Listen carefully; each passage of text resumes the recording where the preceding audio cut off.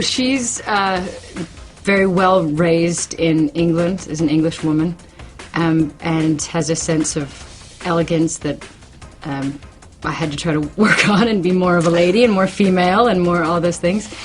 And he's a math teacher. No, I mean, yeah, the idea of taking this guy who is the everyman and you know, who's never had any great highs or lows in his life, and chucking him into a situation with, you know, the world's most beautiful woman, you know, and he's thrown into these radically violent situations.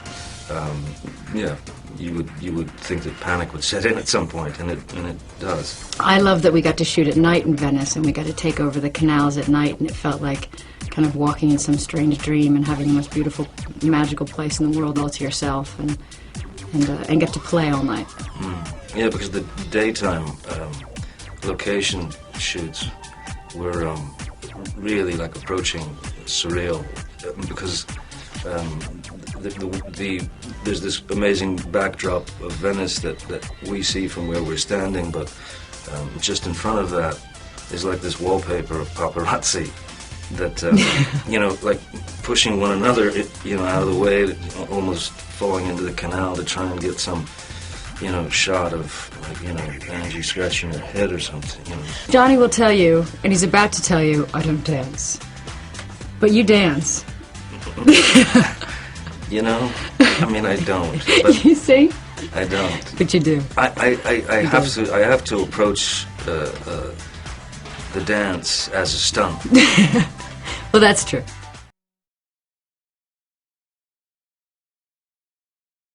That I saw anyway was this hot pink jacket you were wearing. It was very cool. Hot pink jacket. Oh yes, the Marc Jacobs jacket. Yeah, really nice. Was today exhausting? Was it fun? Yeah, it was great. You know, we went right through the night. I was in Toronto last night, and yeah, we just went right through. And I got off the airplane, but you know, you don't get to shoot with Testino every day, so we were all kind of like, you hear them say, beautiful, beautiful. I got the shot. So they're not helping me. No one's coming to my rescue. They're banking on my misfortune. And it's one of those, that was the most important message for me to tell, because it is a very strong misconception that the fame, my album, is about how wonderful fame is. I wasn't famous when I wrote this record. I was eating shit in the industry and had nothing. So it's about the dream of wanting to make something of yourself, being passionate. My passion for music and for art and for fashion is so deep in my blood that I could cry just sitting here talking to you about it.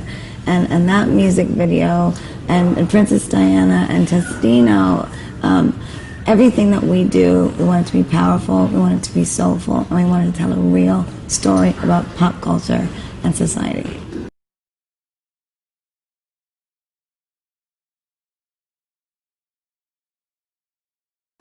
안녕하세요, 카라입니다. 네, 저희 카라가 이번에 일본에서 뮤직 클립집을 발매하게 됐습니다. 저희가 5명이 된 그때부터 찍어온 모든 뮤직비디오들을 함께 보시면서 저희가 어떤 거를 했고 또 그때는 어떤 모습이었는지 되짚어보는 시간을 한번 가져볼까 하는데요. 네, 여러분도 다 같이 즐겨주세요!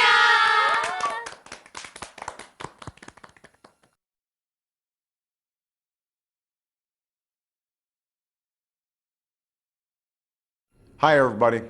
I want to talk to all of you tonight, first and foremost to thank you. Not just for all the hard work you did during the campaign, but more importantly, for the work you're doing right now. Coming together, organizing, staying involved in the task of remaking this nation. You sent me here because we shared a belief that the ways of Washington needed to change. That if we're going to make our economy work for all Americans, worn ideas and tired old theories just wouldn't do. So I wanted to report back to you on the progress we've made and where we stand. And a bit later on, you'll be hearing from Governor Kane, who will answer your questions in more detail. Just yesterday, we learned that we've lost 3.6 million jobs since this recession began. But that's not just another number to you. It's a story you've known in your communities for some time, of jobs lost and homes foreclosed, businesses shuttered and dreams put on hold. And if you haven't been affected by this crisis, you've likely comforted somebody who has. In fact, that's the difference between Washington and communities all across America.